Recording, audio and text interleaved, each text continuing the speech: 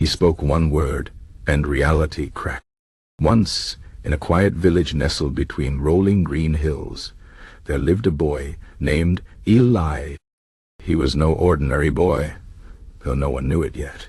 Eli was quiet, thoughtful, and always carried a small, worn-out book with him wherever he went. The villagers thought he was just a dreamer, lost in his own world. But Eli knew something they didn't. He knew words had power. One evening, as the sun dipped below the horizon, and the first stars began to twinkle, Eli sat beneath his favorite oak tree. He opened his book and traced his fingers over the symbols written inside. Words in a language no one else understood. The book had been passed down through his family for generations, but no one had ever unlocked its true power. Until now. Eli had spent years studying the book, whispering the strange words to himself, feeling their weight on his tongue. Tonight, something was different. The air hummed with energy, and the wind carried whispers that only he could hear. He took a deep breath, closed his eyes, and spoke a single word. The moment the word left his lips, the world shuddered. The ground beneath him trembled, and the sky above split like glass struck by a hammer. A jagged crack tore through the air, and through it, Eli saw things no human mind was meant to see. Colors without names, shapes that twisted and writhed, a vast darkness that pulsed like a living thing. Reality had cracked. The villagers screamed as the world around them warped. Trees bent at impossible angles, shadows moved on their own, and the river flowed upward into the sky. Doors opened where there were no doors, and whispers poured from the empty spaces between the cracks. Eli stood frozen, his heart pounding. He hadn't meant for this to happen. He had only wanted to see if the words were real. But now, the world was unraveling.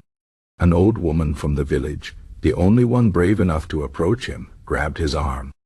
Her voice was steady despite the chaos. "You did this," she said. "Now, undo it." Eli tried to speak, but no sound came out. Fear clawed at his throat. What if he made it worse?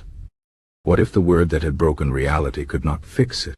The crack in the sky widened, and something vast and unseen, began to press against the edges of their world. The old woman squeezed his arm tighter. "Words have power, child, but only if you believe in them. Speak the word again, but this time mean it. Not with fear, not with doubt, with certainty." Eli closed his eyes. He thought of his village, of the people who had laughed at him, but had also shared their bread with him on cold nights. He thought of the oak tree, the river, the stars. He didn't just want to fix what he had broken. He wanted to protect it. He took a deep breath and spoke the word again. This time, the world didn't shudder. It sighed. The cracks in reality sealed themselves. The trees straightened.